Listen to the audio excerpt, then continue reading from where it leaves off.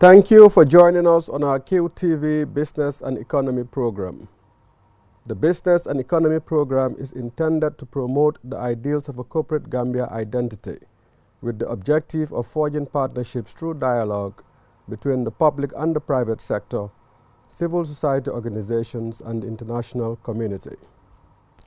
The role that women should play in any society is globally recognized. Women helped in bringing about social cohesiveness in our respective societies within which we operate. But with this acknowledgement of the role of women, has there been a commensurate remuneration, if you will, in terms of the contributions being made by women in our societies? In today's episode, I have invited a distinguished personality to discuss this issue amongst others. In the Gambia, we have seen women who have thrived and have done wonders in the private sector, unlike the public sector. And these are some of the issues that we will be discussing. The role that women play in our societies, both in the public and the private sector, can more be done, especially if we are to compare women in business in the Gambia and women in business in Senegal, our neighbors. Join me in welcoming my guest, Mrs. Aji Kumba Dafe Ka. I always put an emphasis on the Ka, but that is not the topic of this forum. Mrs. Ka, a warm welcome to you. Mrs. Ka is the president of the Trezor Women Warriors. She would be talking to us in that capacity, and she would also share with us her perspective as long as the topic at hand is concerned. Warm welcome to you, Madam Ka. Thank you so much for inviting me on Business and Economy. Very privileged to be on this wonderful and amazing show. I got to see some of the past episodes and must congratulate you on a very, very insightful, relevant show, and very, very, very, very powerful, must say. Thank you so much for the invitation. Well, we're trying to do the little we can in our little corner. It's excellent. To help bring about greater awareness in terms of issues on business and economy. It is even excellent. Political and social as well, but to a limited extent political. Maybe we'll save that for the upcoming elections in 2021. Mrs. Ka, if we could please get your perspective as the president of the Trezor Women Warrior Group. I know that when you drive on Kairaba Avenue, you see some board saying Trezor. You talk to certain people around town, you also hear Trezor. I mean, I'm sure you also go into Senegal. I mean, I've not been privileged to drive along the streets and see Trezor, but I'm sure somewhere within Dakar you would find one as well. Could you share with us what the Trezor Women Warrior is all about and why the Trezor Women Warrior? We get this question a lot. Why the Trezor Women Warrior? And I say, why not the Trezor Women Warrior? When you look at the status of women in this country and around the world, it is no longer about men and women. It's no longer a moral responsibility to raise the status of women all over the world, not only in the Gambia.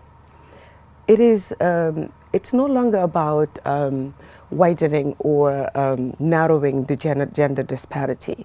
It becomes a case for economic responsibility. It becomes a case for a physical responsibility. Because if you look at more than 50% of your population being women, it's no longer a conversation of men and women.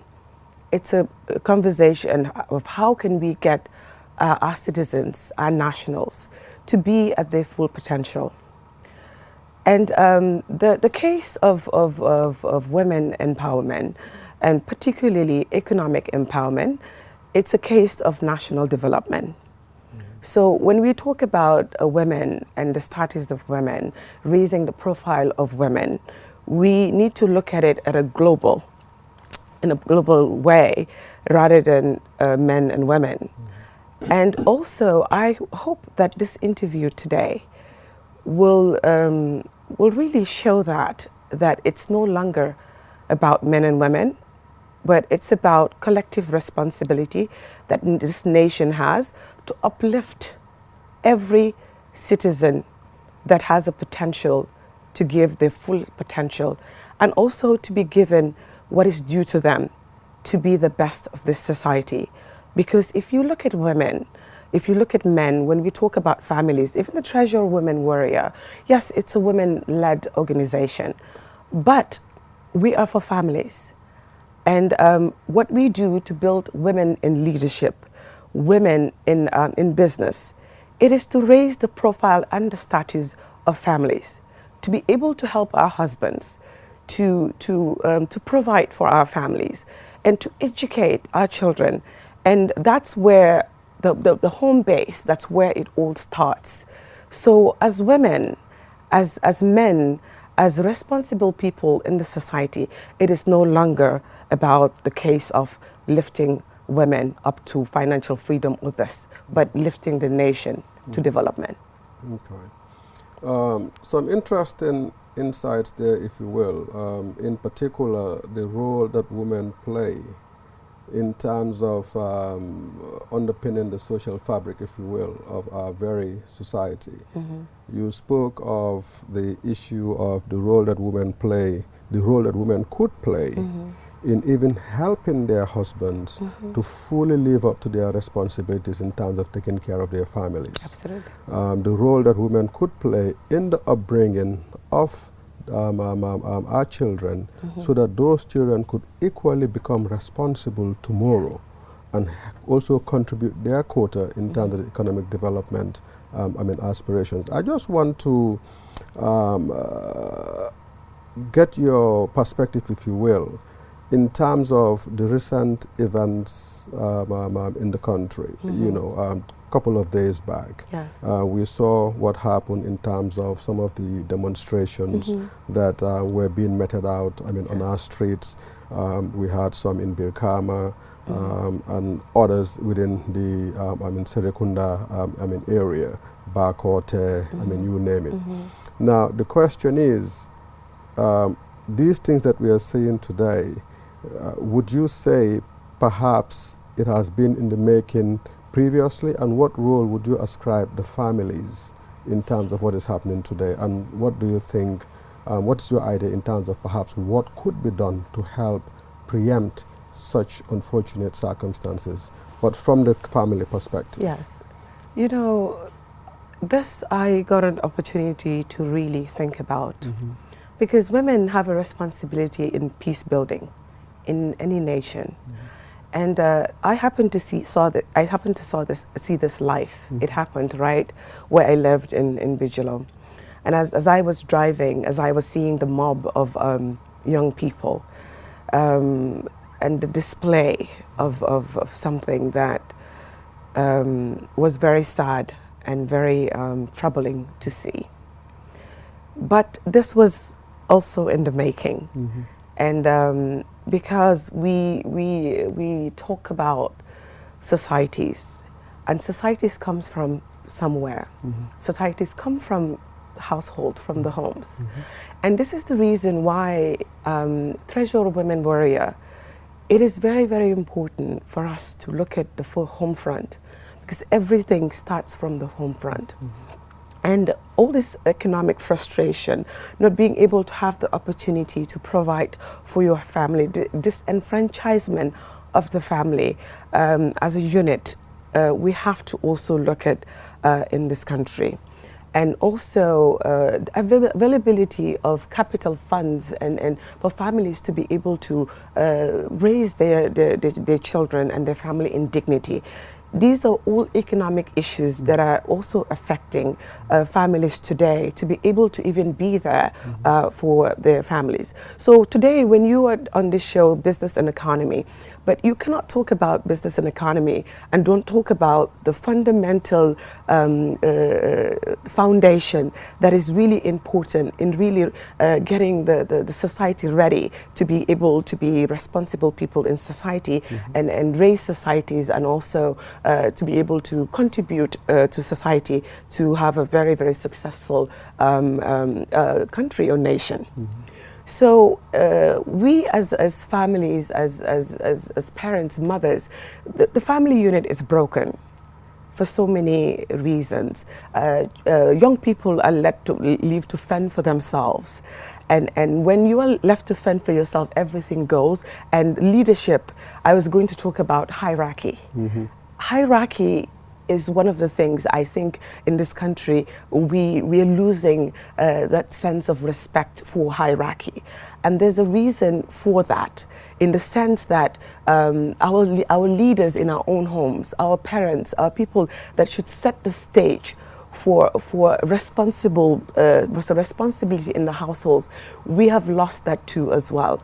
So these things has a way of spilling in the society, and not only do we see it on the home front, because we are raising societies from the home to come to be leaders tomorrow, to be permanent secretaries, to be ministers, to be leaders in the business world or in the government. And if you see the lack of respect for hierarchy, authority, all of these stems from our upbringing and the way we were conditioned and the way we were reoriented. So we have to go back to the home front to build a strong foundation where there's excellence, where there's respect, where there is love, and where there's empathy. And what I saw on that street that day was not compassion. What I saw on that street was not respect. What I saw on that street was not honor. So for me, from the home front as a mother, what can we do as women, as society builders, as people that are influencers? What can we do? The respect and the honor that we are supposed to get in a home household, how can we bring it back? So this is the question, and I'm glad you're raising very, very important issues, not only looking at what is happening, but the whys. And everything that you see stems from somewhere. If something is rotten, you have to look at the roots of the problem rather than the problem. Because when we only look at the problem, we're going to be very, very short-sighted in finding solutions for the problem. But the home front, we really need to start parenting again. I don't want to deviate much from the interview as planned, but you're raising some very pertinent points that is even making me think that perhaps there's need to have an episode exclusively on society and perhaps sociology, if you will. Absolutely. And to look at this issue that has just evolved not long ago, in terms of what could be the potential causes, and perhaps coming up with solutions as to how to address them or to preempt their recurrence, because it is scary. To say the least. But coming back to the issue of the Treasure Woman Warrior, you spoke of the need for economic empowerment, and social empowerment, and to some extent, when you're socially empowered, when you're economically empowered, ultimately you'll become politically empowered as well. You know, as you said, it starts from the grassroots. Yeah, and this is very important. And at the grassroots, we find a lot of challenges as long as our social makeup is concerned. But the role that you are playing through your various initiatives, your focus is almost exclusively in the hinterland. Trying to bring women together to help them realize their their economic potential, and in the process even contribute meaningfully in a significant way to their social responsibilities, which would ultimately spill over into the political. And your focus on the girl child and vis-a-vis what you're doing in education. The question is, why do you believe that such initiatives are important? Why do you believe that such initiatives are a must, and why do you expend the greater chunk of your time trying to make this contribution? You know, it's something that I, spend a lot of time thinking about. And when we went to the ground, the strategy totally changed. Because, when you have a vision to do something, and eventually you are on the grassroots level, and that vision totally changes, because your view of the grassroots and what you needed to do to bring in terms of social development and economic development. But then you go to the ground, you see that the whole strategy had to change. Had to change because I thought there were years and years of development and women empowerment projects in upcountry.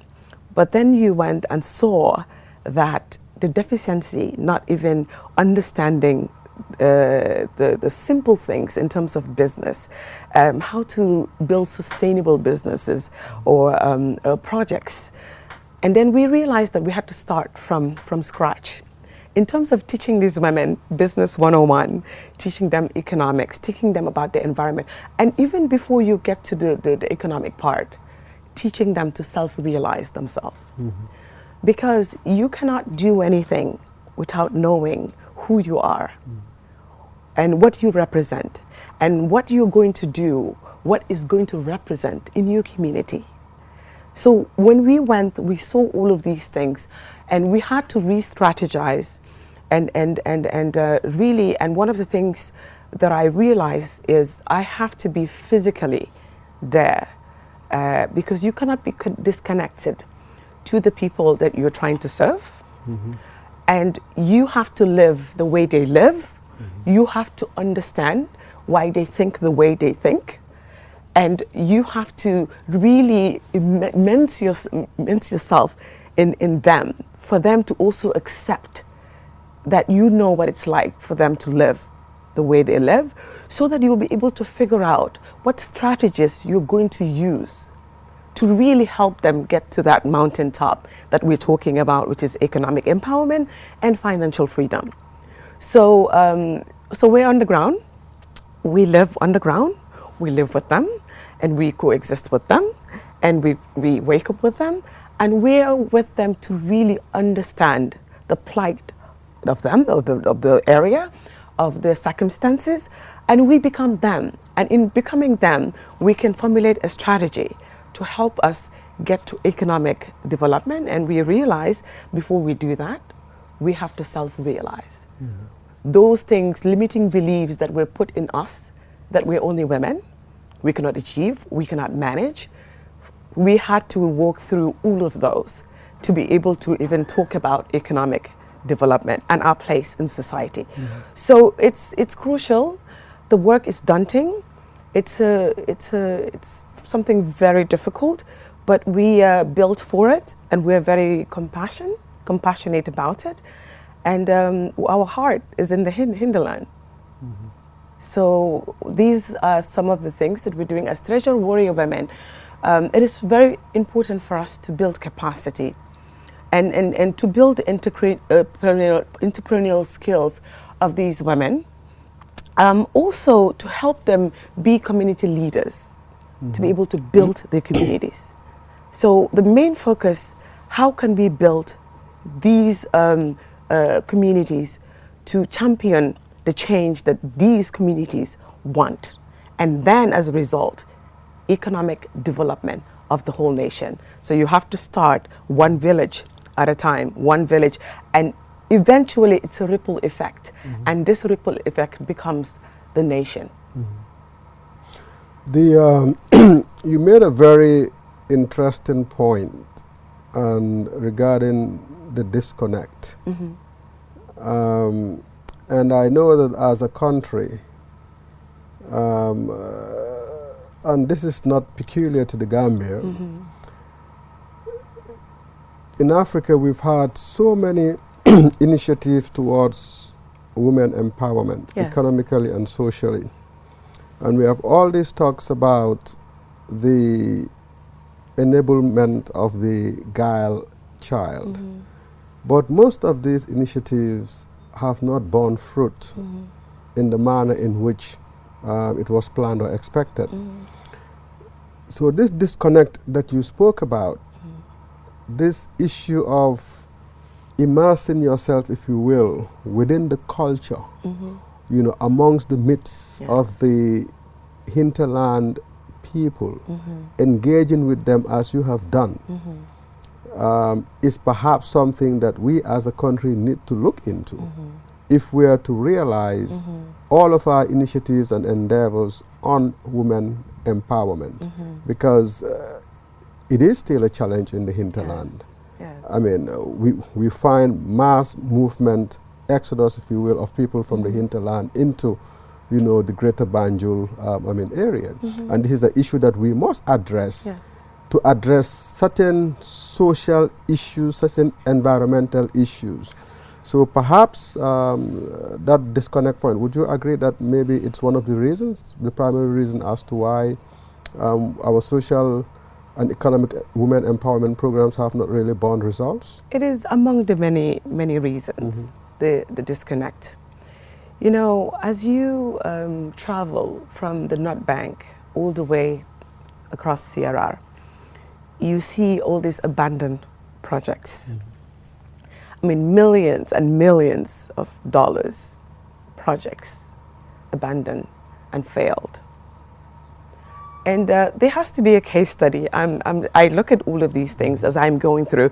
I mean, great facilities, great structures are put in place, you know, for animal husbandry, projects, gardens, and all of these things. And seed stores, I mean, you name it. I mean, infrastructure for irrigation. Everything, even irrigation systems that are all really abandoned and collecting dust and weeds growing on some of these buildings. And you stop to really ask why did this happen? And in terms of the women empowerment, as I said earlier, so many millions have came to this country for some of these projects. But what I am saying is, were these projects built by us, or were they built for us? But because when something is built by you, it's different from when somebody builds something for you. Even the ownership that you have, that when you build your own projects, looking at the needs of the people, and also the demographic and you know what these people are made of. When you look at all of them, and you build a project that is based on that, I think the outcome would be totally different. So most of these, the reason why I say they were not built by women and for women, because they were not even managed by women too as well, most of these projects. So again, it failed. And also, most of these projects were also not built for sustainability, because there has to be a sustainability element to projects that you initiate, and to ensure that this project leaves a legacy to continue for the next 10 years, 15 years, so that the next generation will build on that particular project. So again, most of these projects were not built for sustainability. Another view that I have also as well, were these projects built for development, or were these projects built because somebody had a business idea for themselves? You see what I'm saying? Yeah, no. Because when that happens, it becomes how many percentage of that funding went into the project? And most of these projects in the past, some of them 75% went into administration costs, went into salaries, went into buying cars and all that stuff for these projects. So how much of that money is left for the actual project? Not only for the actual project, but for the sustainability of that project. You forgot consultancy fees as well. Of course, and the training fees and all that stuff.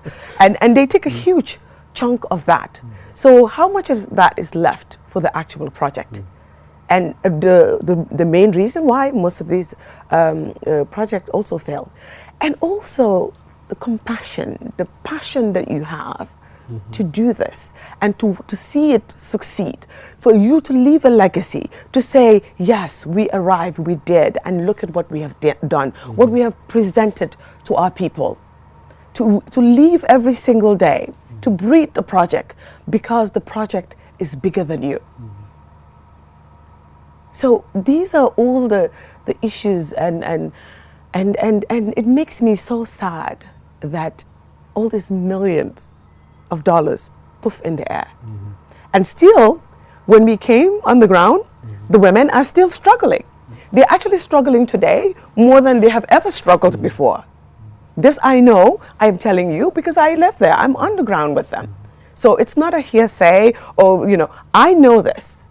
I'm speaking to it because that's, even the capacity building, there is no capacity. Because we had to actually help build capacity. And we had to teach them a lot of, even about business, just reinvestment, the discipline, financial discipline, which is one of the main reasons also why a lot of these projects fail. Because the women themselves do not understand financial discipline. So just in a nutshell, just dumbing down in understanding physical responsibility, and also understanding the dynamics of how even the time value of money, and understanding reinvestment and diversifying. All of these things are things that we're teaching them in our own sort of way based on the level of where they are. So, yeah. I want to come to the point of entrepreneurship and entrepreneurship development. In a way, you're doing a lot of awareness raising vis-a-vis the Treasure Women Warrior initiatives you pursue with the women that are under your purview. And in a way, you're helping them to become better entrepreneurship. And you're doing it at the grassroots level. When we think and hear of entrepreneurship, as is common in Gambian mentality, we think about, business women and men, well suited, running office outfits and operations, briefcases here, mobiles here on the phone, busy, nice cars and stuff. But, we don't think about these things at the very grassroots level. And I'm making this point to say that I know that the Ministry of Trade, for example, is toying with the idea of trying to promote entrepreneurship within the school curriculum. Now, what you're doing is a practical, hands-on initiative and reality that you're creating entrepreneurs without even them having the fancy term entrepreneur. And this is what we need in our society. But given your experience in terms of your personal business, in terms of the Treasure Women Warrior, given your experience in Dakar, given your experience in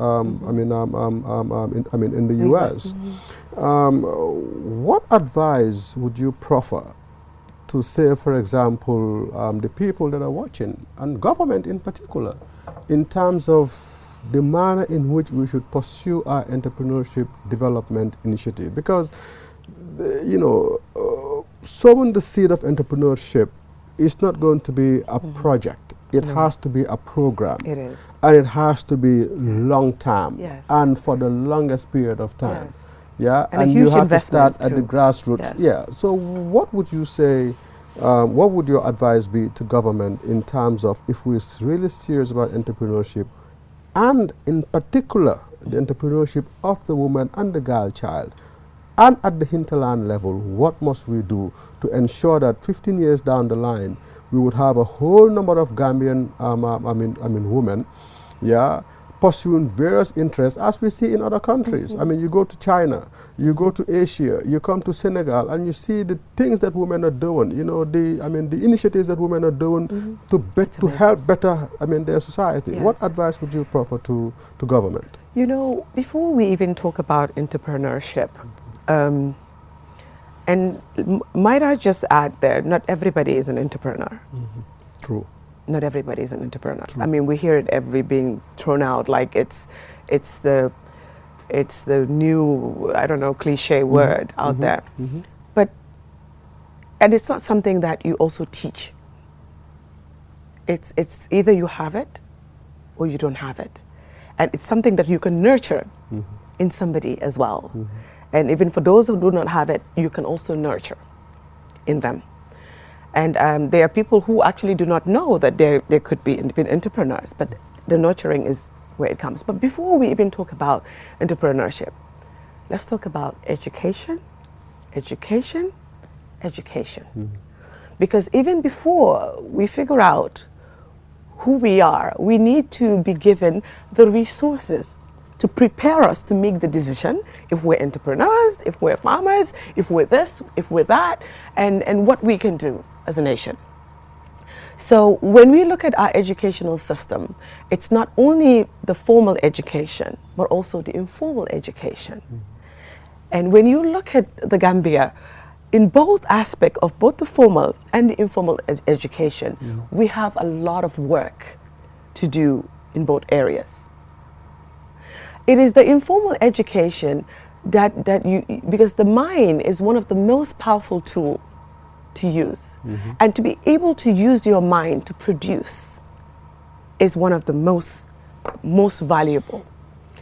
And here we are not educating the next generation of farmers, of entrepreneurs, and also to even figure out in that education, who do we have, who cannot, who intellectually, or who actually the conventional way of education might not be for them. And through this education, we're able to shift through to figure out who is who needs to go to trade and skill center, who needs to continue on the on going to grade 1, grade 2, graduating, and going to the university. We also need to figure out the ones that even have dyslexia. And these are all the different segments that we really need to look at our population and see the resources, because the human resources of any country is the greatest resource any country has. True.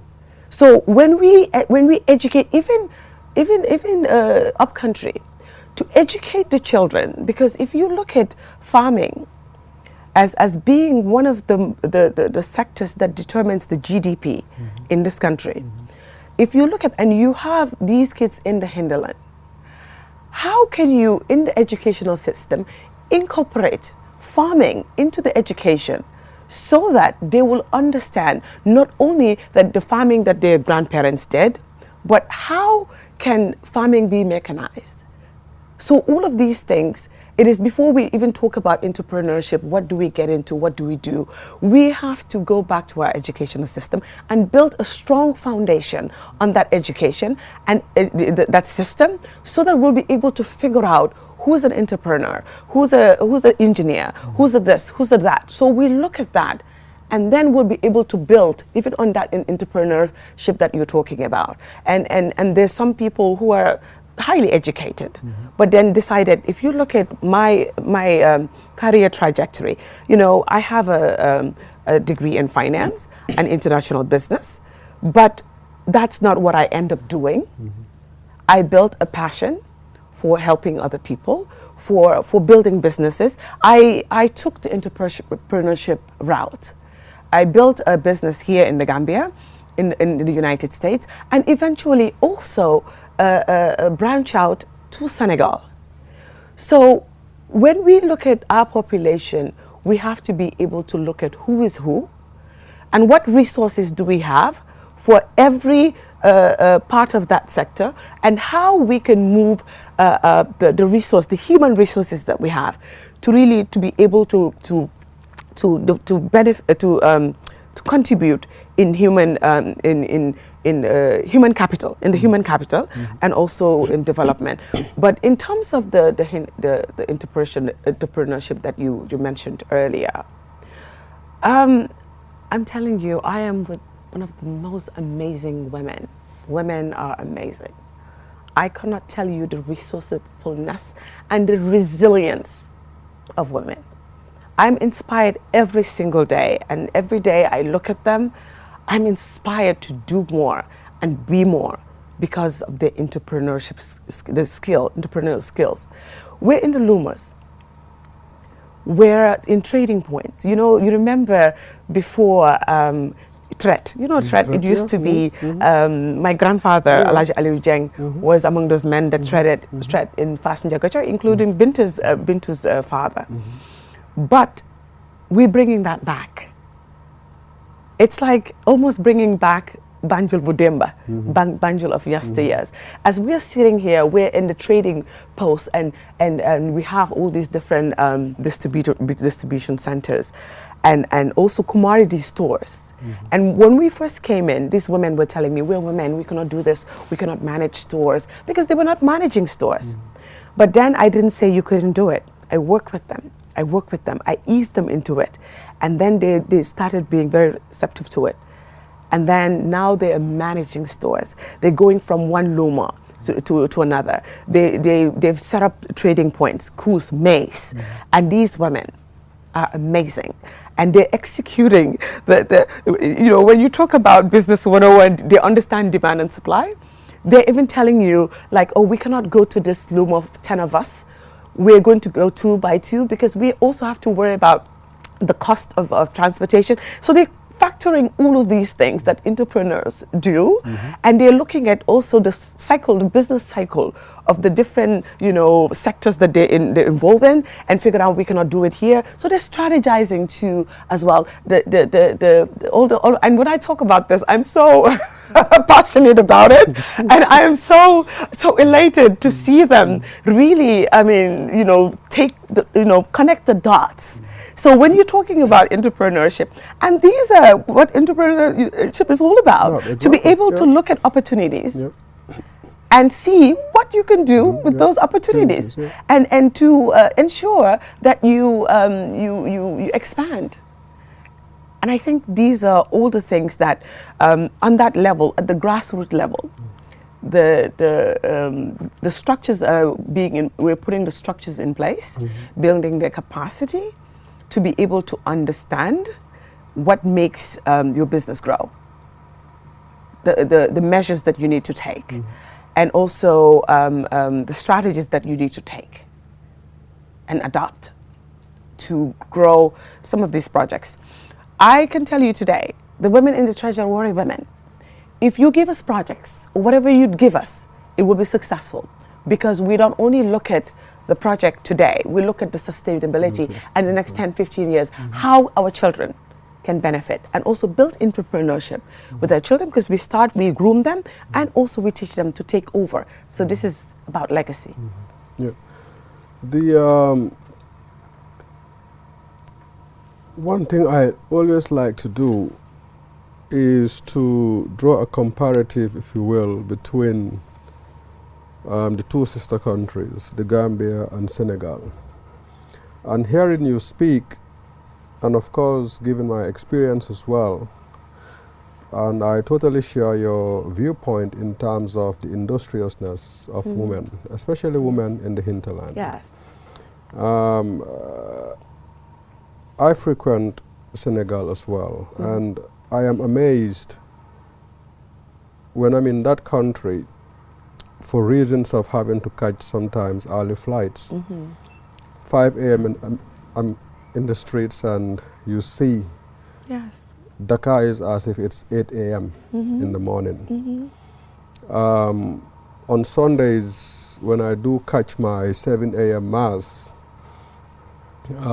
I come across the market points on the Westfield Sukuta Highway, and you see the amount of hustle and bustle. And most, if you count the number of people on the streets around that time period, 6 a.m., 6:30, you would count more women then you would count men. It's a reality.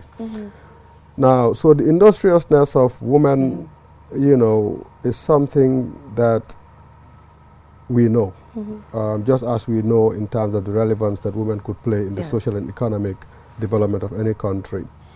But seemingly, women in Senegal are performing better in terms of their contributions to overall economic growth. And I'm speaking from what I've seen even at the airport lounges. Yes. The number of Senegalese women that you would see traveling to Dubai, traveling to China, traveling to Turkey. Yeah, even sometimes I'm in Nigeria. If you compare that, and I'm talking here in terms of not those that are permanent secretaries, not those, I'm talking of grassroots. You understand? Yes. So the industriousness is there. What is it that is lacking in our country to begin to enable our women to do this? Not that it's not happening, but the percentage, the scale, the scale is way less than what is happening in Senegal. I want to believe that there has to be certain incentives or certain programs that are happening in Senegal towards women empowerment that is not happening in the Gambia. I think, for example, the woman that they say in Senegal now controls rice production. I mean, that did not come from that woman being a rice cultivator exclusively on subsistence basis, but rather somebody might have observed and realized the potential through that subsistence mechanism and have decided to provide support to the point where that woman now, you can't talk of rice cultivation without her being the reference point. So what do you think is lacking, and what can we do to begin to get to that level where we empower women who are either illiterates, semi-literates? I mean, you have entrepreneurs in the hinterland. You are working with women who have not had formal education as I and you have had, but you can see that they can do it. Oh yeah, they can do it even better than people who have formal education. Exactly. So what is lacking? What do we need to put out there as a country, as a government, and even as a private sector to help bring about this change? Because this is what we need if this country is going to change significantly in terms of our economic development aspirations. If you have more people gainfully engaged and employed, contributing. Gainfully. Contributing to the national cake, then that cake is going to expand, then private business is going to expand, and government is definitely going to receive more tax revenues. Absolutely. So what is it? What in your bio-reckoning is it that we need You to see, do? the problem when you talk to brilliant people, he has already answered some of the questions that he already asked. You know, I must just really, this is very delightful and very enlightening. You know, I read your book, Plight of a Nation, and brilliant book, absolutely brilliant book, highly recommended, where you talked about overcoming the challenges of underdevelopment, poverty and financial dependency in the Gambia. Your book talked about the plight of a nation based on these things. And I think it will be very relevant to bring that into this conversation and this discourse. It is the attitude, your attitude, that creates. Everything that you see today, it is your attitude that creates. What kind of attitude, what attitude do you have towards your country, towards nation building? What attitude do you have towards yourself as a representative and an ambassador to this nation? And also to say, is it nation before you? Or is it you before nation? So when we're looking at the comparison of these countries, we have to look at these dynamics as well to be able to understand why they are the people that they are and why we are the people that we are. Geographically, we are the same people in the same area, but our mentalities and our vision is not the same. This is just the reality. And you know, you talked about the hustle and bustle of Senegal around 4 a.m., 5 a.m. Here, I leave my house, when I go up country, I leave my house at 5 a.m. in the morning and to trek up country. And as I'm going, and this is an observation, and I talk about this all the time, and as I am trekking through, Bigelow and starting from Bigelow going up, even the gas stations are not open around that time. And sometimes we forgot one time to get gas the night before. I was afraid that we were actually going to run out of gas. Before we had an opportunity to get gas, we went through one gas station, and that really speak to who we are, and in terms of where we're trying to go to build ourselves as a nation. And then you look at the lights everywhere. It's like dark inside the houses, and I'm asking myself. And as I'm going further in Faraba or going, and I'm just saying, are these people going to work in Banjul? Why are the lights in the houses still off? So these are some of the questions that we, as people that are curious, really that care about development of this country, we think about these things, and we should. And these are issues that we need to also address and talk about. And then you compare the entrepreneurship and also the resilience of the people of Senegal, and how it almost seems like there's a competition. Who's going to bring more to Senegal? Yeah. It's like, I'm going to beat you to bring this and this to Senegal. So as you're talking about, at the airport in Diamniadio, I think Diamniadio is another case study that needs to be talked about in terms of creating a whole city in the middle of nowhere on the sand, really the red sand. I look at it. And as you are actually from Senegal from the airport going through Senegal at night, it's even more beautiful at night, because then you get to see the industries, you get to see the lights, in the middle of nowhere, within a period of 2 years, 3 years, they're able to build businesses with machines, and you look at it from the steam going up and everywhere, and then you see a whole city of it's only a city, there's an industry there, there's something being produced. I'm talking about massive scale. And let me tell you, these are not foreign nationals, these are sons and daughters of Senegal, of that great nation. I'm talking about, you're looking at it, you're like, and it goes forever and forever and forever. And you're saying, well, how did they do this? So we have this a benchmark right there. So when you look at Gambia, in terms of, even you ask me, my business here in the Gambia, in America, and in Senegal, it's the attitude of the people and the willingness to sell Senegal and to take Senegal to the horizon. Do we as nationals? And also when you go in the Gambia, there's so much land that's underutilized. And I'm asking myself, what can we do as a nation, as a people, as a government, to ensure that these lands that I see that are empty can be used to their full potential to provide food security for this country, and also to have to export to other nations as well. So we have to be able to create opportunities for our people, build policies that really benefit and makes it really to entice the population to really figure out what can we do for this nation, how can we love this nation, how can we give to this nation. But in Senegal, there are policies in place to protect their industries.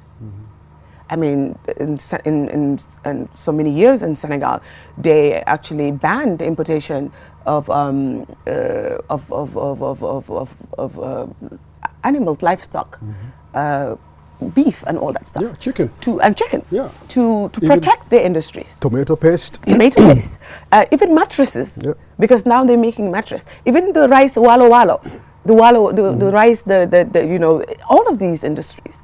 I mean, they put a cap on it to tell you this is how much you can bring to this country, or you cannot bring to this country at all. But for us to be able to do that, we have to be able to build our industries. We have to be even the poultry, and to say that, you know, we will empower and also put policies in place so that we will empower the people that are in this industry to partner with the government to figure out how we can build on this different sectors. So Senegal also, when you look at men and when you look at women, the difference between women here and the women there, the women, when you talk about parity, the women in Senegal fought for parity. I mean, a couple of years ago, there was this big thing about parity and talking about equality, equal opportunity. That's what the women fought it. Today, the women in Senegal are towards really the success that they have could be also traced back to that parity. They went, they marched all to the National Assembly, all wearing white, speaking one voice, and a women agenda. It's one voice. The Gambia here, do women here speak one voice? Most of the organizations, all of them are all doing things in their own isolation. And not only are they isolated in their own isolation, they're competing each other. So you are not able to have an agenda that is a national agenda, and it's for the women agenda and also the country's agenda, which is national development. So these are all things. That's the reason why the Treasure Warrior Women is bringing women together. We don't work in isolation. We don't only work with women. We have to bring them together to work. And this is what we do, collaboration. Because our strength, it is in our unity, our bravery, and our bravery, and in our unity. And women, when we come together as women, we will become a force. And when we become a force, we'll be able to do big things and also represent a voice, so that we'll be able to move this nation to where it needs to go. Interesting point you made there in terms of the question, do women in the Gambia speak with one voice? The question is women, but as Gambians, do we speak collectively, do we speak with one voice? And this seems to be the challenge that we have in even pushing forward the economic development agenda of this country. I don't want to go politicize this discussion, but if we go as recent as 2017, you know, when we had the expectation that the coalition government who came and took power couldn't even speak with one voice, and we are seeing a disintegration. So that in itself, you know, it's a clear example in terms of we as Gambians, even under arrangements of partnership, we cannot speak with one voice, much more under circumstances that we are not partners. But what can we do to get women to speak with one voice? In 2 minutes, because my time is almost up. We have to be able to look at each other and to not look at each other as a competition, but as collaborators. And to look at the national development of this country first, before even we look at women itself. And to look at within us the powerful forces that can move this country, not only women. And when I talk about moving the women agenda, the women agenda is the country's agenda, because over 51%, if you have 51% population, that's the national agenda.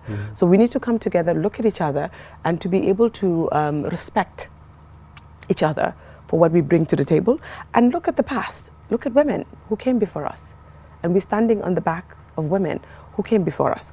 And before I also finish with this, what I also want to say is, I don't know, we didn't have an opportunity to talk about it, the bilateral relationship between Senegal and Gambia, and what Gambia gets to benefit from this and should do to benefit from this relationship. And we have to acknowledge that this is a relationship of big brother and small brother. We just have to agree on that. And my worry is, what does big brother do to make sure that little brother it's at a level playing field with big brother? Because these are issues that, if you will see, and we have industries here, poultry feed and all that stuff, we see Senegalese poultry feed companies coming in, Enema is here, and Sedima is here, and these are also women, both Gambian nationals. So we have to be able to figure out how we can gain entry to the Senegalese market as well, and make it, and also at the same time protect the Gambian industries that we have, and how we can merge the two to be able to be beneficial for both countries. I wanted to just highlight that here because we have to also come with the notion and understanding that we're coming at a disadvantage as a people, as a country. Because when you go to Senegal, there's chip funding in terms of Banque de Habitat in housing is there to give you 8% on loan to have projects. I am also in development as a developer in Senegal too as well. I invest in being a developer. And we are at a huge disadvantage because what happened is we're not at the same level playing field because they have access to cheap money, which is 8% with Bank of Habitat, and we don't. We have to bring cash. And also in terms of farming and women, there's Credit Mutual in Senegal as well. And there's access to all of these funds and financing, and women here or Gambian nationals, we don't have those access to those things. So we should. Well, ladies and gentlemen, this is where we're going to draw the curtains. We want to say a big thank you. I think that has been a very insightful and wonderful discussion. Couple of points she has made that really we should think about as a nation. And of course, I would have follow-up episodes on these points. The first one is the relationship between the Gambia and Senegal under the purview of the PSSG, Permanent Senegal Gambian Secretariat. Yes. What is it that we could do to ensure that there is parity, if you will, between the relationship? The issues are very contentious, but we would have an episode on that. But most importantly, if we are talking about women and girl empowerment, the disconnect she spoke about, how can we ensure that there is true connection and not disconnection? These are two things that I would want to discuss subsequently on these episodes. But we want to take this opportunity to thank you for joining us, and do follow us on our various social media platforms. Mrs. Ajikumba Dafe-Ka, it was a pleasure to have you on the Business and Economy program. Thank you.